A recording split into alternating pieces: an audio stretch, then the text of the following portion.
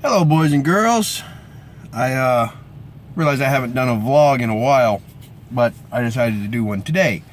Reason being, showing my house, hoping to sell it so I can move, and I am banished from my own home right now. So I am sitting in my car in a Sears parking lot waiting for time to pass. So back in August I got my arm broke while I was sword fighting because I'm an idiot. And I fight with a buckler, and I don't wear forearm armor. So after 12 years, I finally caught it, and I broke my arm, which is a minor thing. I'm not really worried about it. But what it did give me, it gave me time off to think about fighting without actually fighting, because I've reached a point where just doing the thing is not helping me as much as sitting and thinking about the thing. And it's really difficult to just sit and think about the thing when you can do the thing. Does that make sense?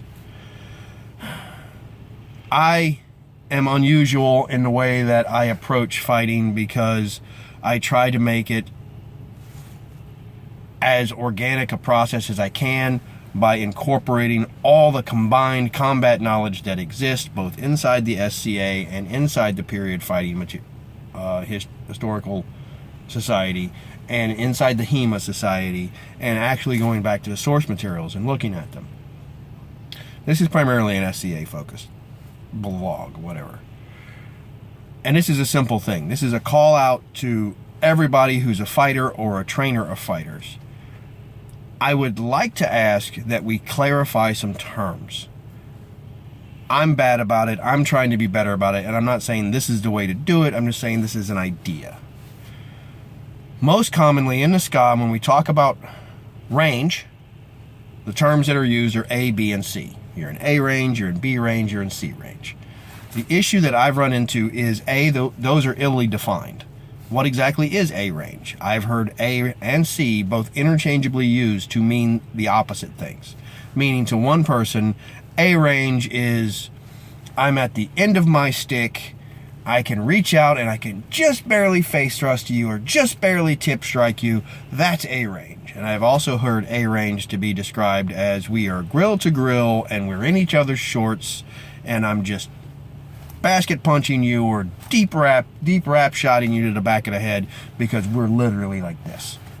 I've heard that be both A and C, and I've heard C, interchangeable. B's pretty much always B, which is we are exactly within the reach of our sticks and we are sitting here going whack, whack, whack, whack, whack, whack, whack.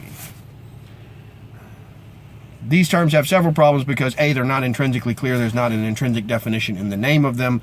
A doesn't tell you exactly what A is. You have to define A.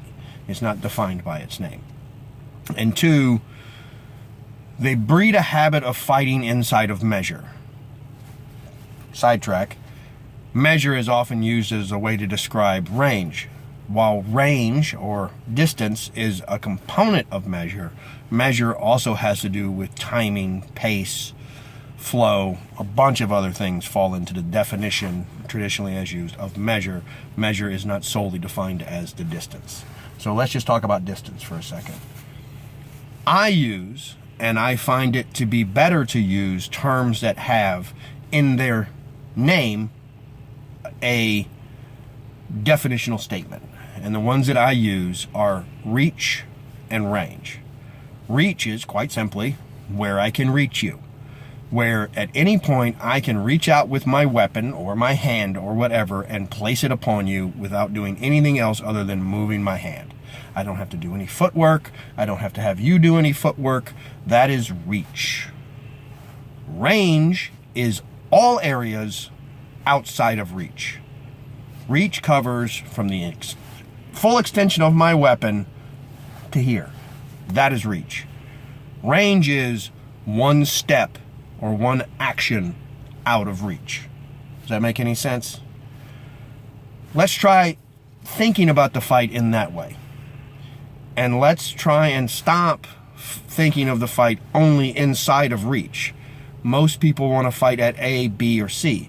And as we're using them again, I'm using those terms the way they're traditionally used here in the mid-realm, which is A is extreme, is at the end of reach, B is in reach, and C is in each other's pants.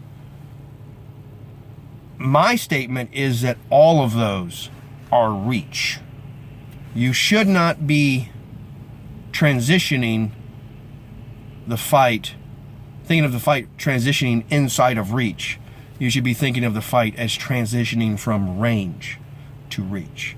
Now, what does that give you? Range gives you the ability to do a lot of weird, dumb stuff with a little bit of safety because you're not actually in danger, as long as you're mindful of the transition between reach and range.